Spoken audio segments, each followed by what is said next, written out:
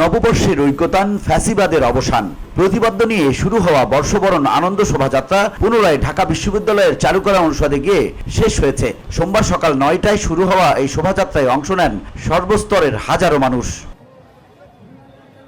বর্ণিল আয়োজনে এবারে সেজেছে বাঙালির প্রাণের উৎসব। ফ্যাসিস্টের মুখাকৃতি ছাড়াও নানান শিল্পকর্মের মাধ্যমে শুরু হয়েছে বর্ষবরণ আনন্দ শোভাযাত্রা। এতে অংশ নেন সমাজের নানা স্তরের মানুষ। শোভাযাত্রাটি চারুকলা অনুষদের সামনে থেকে শুরু হয়ে শাহবাগ মোড় ঘুরে টিএসসি মোড়, শহীদ মিনার, শারীরিক শিক্ষা কেন্দ্র, দোয়েল চত্বর হয়ে বাংলা একাডেমির সামনের রাস্তা দিয়ে পুনরায় চারুকলা অনুষদে গিয়ে সকাল 10:30টার দিকে শেষ হয়।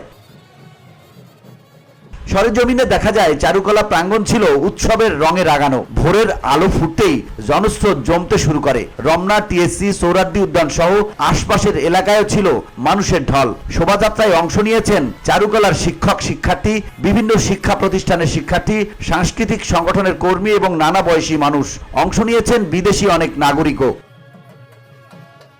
এতে মুখোশ, পাপেট, বাঁশের তৈরি বাঘ, পাখি, মাছ সহ নানা বিশালাকৃতির শিল্পকর্মের মাধ্যমে তুলে ধরা হয়েছে গ্রামীণ জীবন ও প্রকৃতি নির্ভর মানুষের সংগ্রামের রূপ। রাখা হয়েছে বিশালাকৃতির শেখ হাসিনার মুখাকৃতি, আছে মুগ্ধর পানি লাগবে পানির আদলে শিল্পকর্ম।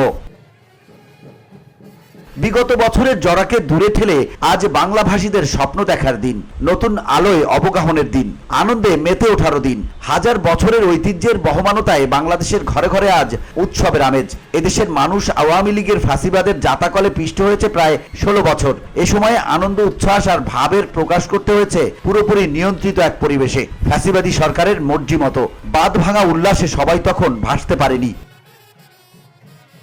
সেই ফ্যাসিবাদের নাগপাশ কাটিয়ে এবছর এক মুক্ত বাতাসে বাঙালির জীবনে এসেছে পহেলা বৈশাখ। আর তাই বাংলা নববর্ষ 1432 উদযাপন করতে আজ লাখো মানুষ ঘরের বাইরে ছুটছে। রাজধানী ঢাকা সহ সারা দেশে মানুষ পহেলা বৈশাখ উদযাপন করছে। বঙ্গাব্দ 1431-এর আনন্দ, বেদনা, হাসি কান্নার হিসাব চুকিয়ে নতুন পথ চলা শুরু হবে। VOD Bangla news desk.